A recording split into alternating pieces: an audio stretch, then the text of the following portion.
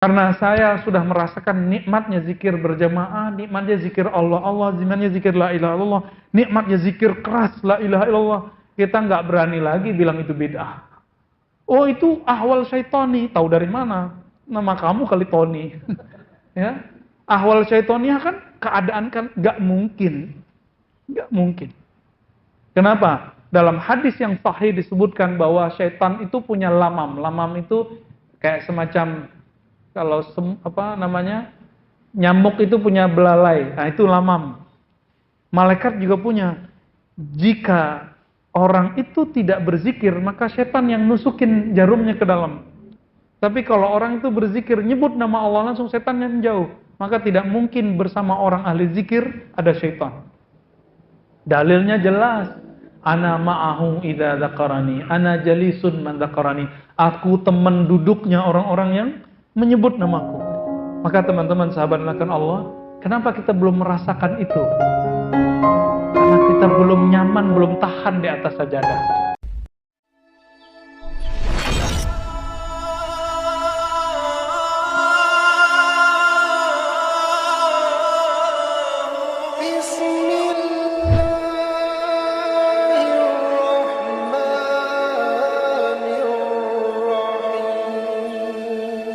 Bagaimana cara agar kolbu seger kembali? Ya, dia kemudian on lagi, gitu ya, sehingga bisa menikmati. Mudah sekali. Kalau jenisnya barang-barang elektronik, dia punya baterai, dia apain? Dicasnya kemana? Ke hidung atau ke colokan itu? Colokan itu, ya, nggak ke hidung ya. Nah, kita ini salah colok biasanya. Kolbu itu nggak akan seger dengan kajian fikih. Kolbu itu seger dengan kajian zikrullah. Tapi amal akan bagus kalau belajarnya fikih. Nah, jadi ada orang belajar fikih tapi isinya pembid'ahan. Ini bid'ah, ini salah. Akhirnya kolbunya ternodai oleh ngeremehin orang, nyalahin orang. Nggak jadi tazkiyatun nufus. Di Quran kan jelas, ya. Qad aflaha man zakkaha. Sungguh beruntung yang mensucikannya. Ya, ayatnya banyak, ya, ada berapa ayat? 2 macam itu. Nah, kalau yang satu lagi itu misalnya wa dzakara rabbihi fa shalla. Misalnya itu. Ternyata sholat yang nikmat itu bukan yang sholat dulu baru zikir, tapi zikir dulu baru sholat. Coba lihat teksnya. Detail, gak usah pakai terjemah-terjemah yang aneh-aneh. Harfiahkan aja dulu. Wa dzakara rabbihi, dan menyebut nama Rabb-nya. Nama Rabb kita siapa? Pencipta kita siapa? Allah. Allah. Udah itu, berarti zikir nyebut nama Allah gak bid'ah. Terus kenapa ada orang yang membid'ahkan zikir Allah? Allah. Gak connect ya. Oh, Nabi gak pernah. Emang ente tahu? Berarti kurang ngeh aja. Ayat pertama turun, Iqra bismi rabbik, nama Rabbmu. Yang kedua, wa rabbaka fakabbir. Yang ketiga, wazkurisma rabbika wa tabattal ila surat Al-Muzammil. Jelas perintahnya menyebut, membaca, mengulang-ulang nama Rabbmu. Dan nama Allah itu, ya Allah itu sendiri, Allah. Maka setelah kami memperhatikan tafsir-tafsir yang zaman-zaman ulama salafus saleh sampai zaman sekarang, ternyata zikir pertama Nabi itu adalah menyebut nama Allah aja. Allah, Allah, pakai kalbu. Allah, dalam hati aja. Allah. Ya. Boleh nggak? Ya boleh. Ini perintahnya jelas kok. Walaupun ada 1000 ustadz melarang mengatakan bid'ah. Ya. Wah, ada 1000 kiai bilang zikir Allah Allah bid'ah. Itu dia lagi nggak tahu ayat aja, bukan dia jahil. Emang dikit iya gitu ya. Udah jelas ayatnya, Iqra bismi rabbik, sebut, baca nama Rabbmu. Siapa nama Rabbmu? Allah. Surat Al-Muzammil ayat 8, wazkurisma rabbik, sebut nama Rabbmu. Siapa nama Rabbmu? Allah, Allah, Allah. Udah gitu zikirnya. Cuma ada tekniknya, kalau coba-coba sendiri nggak ada efeknya. Kalau kita latihan fisik sendiri, latihan silat sendiri kan nggak ada efeknya. Malah capek. Nah, latihannya itu ada prosesnya. Nah, nanti kalau mau katanya ada ruangan khusus ya. Kita di hari apa gitu nanti tolong pengurus koordinasi aja. Jangan sampai kemudian kita kemudian sudah pindah alam baru ketemu zikir itu. Ya. Berdebat antara dua imam, Ibnu Taimiyah dan Imam Ibnu Athaillah. Kata Ibnu Taimiyah nggak boleh zikir Allah Allah. Kata Ibnu Athaillah, ini ayatnya jelas kok. Debatlah mereka. Ibnu Athaillah sudah senior, sudah tua, sudah paham banyak. Ibnu Taimiyah mengatakan, saya nggak ketemu tuh Nabi itu zikir Allah Allah Allah Allah di jam. Ibnu Athaillah, bukankah ada hadis Nabi? La taqumus sa'ata la yuqalu fil ardi Allahu Allah. Hadis sahih Muslim, tidak terjadi kiamat sampai tidak ada lagi yang baca kalimat Allah Allah. Jadi antum cari guru ahli zikir Allah Allah. Nafas naiknya Allah, nafas turunnya nyebut nama Allah. Cari orang itu, dia adalah sumber baterai kita di situ. Cas sama dia. Orang ini kalau terima kita, insya Allah setiap ketemu beliau kita dicas. Tapi kalau jauh dari dia, ya mati sudah ya. Nggak bisa bergerak itu kolbu, nggak hidup, nggak bisa nelfon dia nanti ya. Maka sholat itu disebut sholat karena di dalam sholat itu ada koneksi kepada Allah.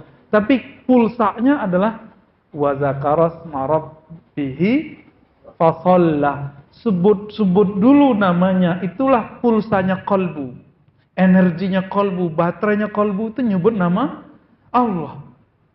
Semakin banyak orang menyebut kolbu itu kan luas. Dia luas sekali, jangan remehkan kolbu kita. Kolbu kita gak kenyang dengan zikir 100, gak kenyang. Dikit itu. Nabi cuma nyontohin doang 100. Nabi kata Aisyah, zikir setiap nafas, setiap saat.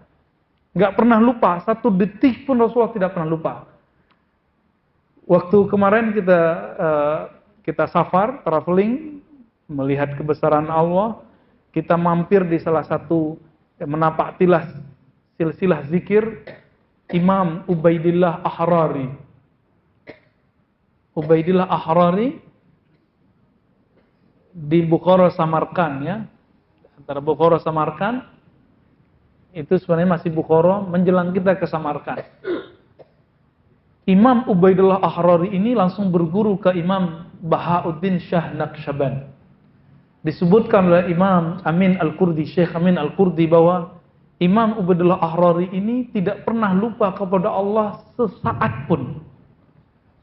Kecuali sekali waktu dia masih muda, sendalnya itu nyemplung masuk ke, kalau ada tanah kena air itu apa namanya, becek-becek gitu ya. Terus tiba-tiba ada gerobak lewat di pasar, sehingga terbenam dan dia berteriak, sendalku, dulu kan sendal mahal, ya nggak kayak sekarang ya, 5.000 dapat sendal kaki. Dulu enggak. Saat beliau teriak mengenai sendalnya, dia lupa kepada Allah sesaat itu aja, dan itu yang bikin beliau tobat sampai saat beliau belum wafat. Jadi beliau lupa sesaat itu yang bikinnya nangis. Kenapa? Dalam Al-Quran dikatakan wazkur rabbaka fi nafsik, sebut nama Rabbmu dalam dirimu. Lalu di ujung ayat wala takum minal ghafilin, jangan kamu jadi orang yang lalai walaupun sesaat. Dan kita bersaat-saat soalnya. Wajar sholatnya nggak khusyuk ya kan? Wajar. Orang tambah banyak zikir di luar sholat, tambah mantap sholatnya. Itu wa zakarasma rabbihi fashollah. Dia zikir di luar sholat, tambah banyak, tambah khusyuk dalam sholatnya. Jadi mau belajar 1000 ilmu zikir, 1000 tarekat, 1000 mursyid, 1000 kiai, tapi kalau nggak diamalin nggak ada efeknya. Nggak ada efeknya. Mending 1 guru tapi diamalin, jadi itu. Jadi itu ya, guru saya ada salah seorang di Sumatera Barat, itu zikirnya dia amalannya 1 itu aja, zikir Allah Allah aja udah, ya, la ilaha illallah udah 2 aja udah. Tapi tajamnya bukan main.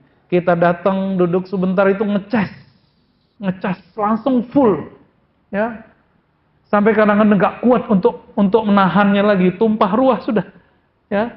Ada orang begitu. Nah, dapat 5-nya, misalnya di surah Al-Fajr. Wadkhuli fi ibadi. Itu perintah untuk mencas kolbu. Masuklah ke dalam golongan hamba-hambaku, bukan hamba-hamba dunia. Apa kata Nabi? Ta'iba Abdud Dinar. Sungguh lelah hamba-hamba fulus. Kalau ditambah lagi sungguh lelah hamba-hamba popularitas. Ini ada orang nggak senang sama kita, setiap kali kita tampil dia bilang, wah itu mau pengen popularitas. Hati-hati. Kita itu nilai orang negatif. Sebenarnya negatif itu ada di sini, ada di kepala kita. Apa kata Imam Sya'rani? Jika kamu melihat ada seorang laki-laki jalanan perempuan, terus kamu mengatakan ini orang pacaran nih. Oh, kayaknya udah macam-macam nih kerjaannya nih. Itu sebenarnya yang kotor adalah kacamata batinmu. Karena kamu suka melakukan itu. Kamu gak tobat dari dosa-dosa kekotoran, kekejian kolbumu. Sehingga kalau memandang orang, siapa tahu itu orang itu nikah. Atau siapa tahu orangnya udah tobat. Kita gak tahu. Jadi jangan-jangan kita yang senang popularitas. Nuduh orang senang popularitas. Kan senang banyak hari ini ya. Banyak nuduh-nuduh orang ya. Nuduh orang jahil, kita ternyata yang jahil. Nuduh orang belagu, kita ternyata yang belagu. Jadi ternyata apa yang keluar dari mulut ini untuk meremehkan orang, sebenarnya itu adalah kekotoran yang keluar dari kolbu. Itu ya. Karena kolbu itu dia punya daya tampung. Maka jangan tabung kalimat-kalimat kotor. Jadi kalau kajian itu jangan cari kajian-kajian yang ngotorin kolbu, yang nyebutin zindik. Untuk apa? Bid'ah. Untuk apa? Ya. Itu ngotorin kolbu. Kajiannya kajian tazkiyatun nufus, tapi isinya nyalain orang. Tazkiyatun nufus itu ciri-cirinya sibuk dengan kesalahan diri. Bukan sibuk sama kesalahan orang. Itu baru tazkiyatun nufus alias tasawuf. Ini masih nyalain orang lagi ya. Nyalahkan zikir pagi sore buat zikir pagi sore sendiri. Ya kan? Oh, Nabi nggak pernah zikir begitu. Ternyata dia buat buku sendiri ya, tarekat baru itu. Tarekat pagi sore. Ya. Allahu Akbar. Hah? Rumah makan mentang-mentang orang Padang ya. Kita sama. Baik, jadi gimana caranya? Di surat Al-Kahf dikatakan wasbir nafsaka ma'al ladzina yad'una rabbahum. Hendaklah kamu bertahan. Nah, wasbir itu ternyata sabar itu ada yang lebih berat dari sabar menghadapi musibah. Yaitu bertahan duduk bersama orang-orang soleh. Itu lebih berat. Orang kena musibah bisa sabar. Orang sakit bisa bertahan. Tapi orang kalau duduk sama orang soleh karena nggak tahan. Contoh sederhana gini. Waktu saya ikut zikiran di Prancis, di Paris, itu mulai dari jam 6, mereka buka itu jam 10 malam. Jam 10 itu masih terang. Kita mulai zikir jam 6, sampai jam 10 baru berhenti, pas azan. Capek nggak? Enggak. Saya nggak ngerasa capek, pegel aja enggak. Kok bisa ya? Jam 6 sampai jam 10 berapa jam? 2, 3, 4 jam. Itu kali-kali pertama saya gabung sama orang, itu nggak merasakan lelah berzikir. Oh, baru ingat di Sahih Bukhari, Mu'az bin Jabal mengatakan, Ta'al nu'min sa'atan. Ayo kamu gabung sini, kita beriman sesaat. Lalu di riwayat Imam Bukhari itu ada syarah Imam Ibnu Hajar dikatakan, apa yang dilakukan oleh Mu'az? Mu'az membaca tasbih, subhanallah, alhamdulillah. Nabi nggak pernah ngajarin begitu. Mu'az buat-buat sendiri. Apakah Mu'az pelaku bid'ah? Enggak. Kan ini masuk ke umumnya ayat. Ayat surah Al-Ahzab, ya allazina amanu zkurullaha zikran katsira. Ayat berapa tuh? 41 ya. Al-Ahzab 41. Hei orang-orang beriman, sebut nama Allah sebanyak-banyaknya. Maka yang dipanggil berzikir itu siapa? Beriman. Maka ciri-ciri iman adalah zikrullah yang banyak. Ciri-ciri munafik zikrullahnya dikit. Itu sederhana tuh. Nah, cari komunitas-komunitas yang begitu, nanti kolbu kita akan full. Nah, ini kajian kita di sini, semoga nanti ada kajian zikirnya. Nanti kita buka Ratibul Haddad, ya, Ratibul Attas, nyampe di tahlil kita nikmati tahlilnya. Mau orang bilang bid'ah itu urusan dia, ya. Kalau ada orang bilang madu itu pahit, kita udah coba madunya manis. Kita masih percaya nggak ada 1000 orang bilang di luar sana madu itu loh pahit. Kita bilang apa? Kamu belum nyobain rasa madu. Kalau kamu nyobain rasa madu, gimana rasanya? Manis. Mau dengerin orang itu atau mau ngikutin apa yang sudah kita rasakan? Karena saya sudah merasakan nikmatnya zikir berjamaah, nikmatnya zikir Allah, nikmatnya zikir la ilaha illallah, nikmatnya zikir keras la ilaha illallah. Kita nggak berani lagi bilang itu bid'ah. Oh itu ahwal syaitani, tahu dari mana? Nama kamu kali Tony. Ya, ahwal syaitaniah kan keadaan kan nggak mungkin, nggak mungkin. Kenapa? Dalam hadis yang sahih disebutkan bahwa syaitan itu punya lamam. Lamam itu kayak semacam kalau nyamuk itu punya belalai. Nah itu lamam. Malaikat juga punya. Jika orang itu tidak berzikir, maka syaitan yang nusukin jarumnya ke dalam. Tapi kalau orang itu berzikir, nyebut nama Allah, langsung setan yang jauh. Maka tidak mungkin bersama orang ahli zikir ada syaitan. Dalilnya jelas. Ana ma'ahu idza dzakarani, ana jalisun man dzakarani. Aku teman duduknya orang-orang yang menyebut namaku. Maka teman-teman sahabat akan Allah, kenapa kita belum merasakan itu? Karena kita belum nyaman, belum tahan di atas sajadah. Nanti bertahap insya Allah ya. Saya dari kemarin nanti mulu nih. Maaf Pak ya. Semoga umurnya panjang, umur kita panjang, nanti kita bisa zikir. Bertahap dulu, sabar ya, sabar. Kalau sudah siap pikirannya menerima, kolbunya untuk menerima, baru kita kasih hadiah zikrullah. Nggak ada bayar ya. Bayarnya Fatihah aja, tanda terima kasih kepada Allah, kepada guru.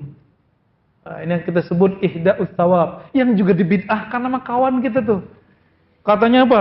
Kirim Fatihah bid'ah. Waktu almarhum Pak Habibie meninggal, itu ada ustadz kata teman saya, dia kirim secara ilmu akidah bid'ah untuk ngirim Fatihah. Loh, ini orang udah gagal berapa kali. Ngirim Fatihah bukan bab akidah, itu bab fikih. Kata dia apa? Secara ilmu akidah bid'ah baca alfa. Tuh, ustadz tuh. Kira-kira tanggung jawabnya dari hadapan Allah gimana tuh? Ulama salafus soleh tidak ada yang mengirim Fatihah.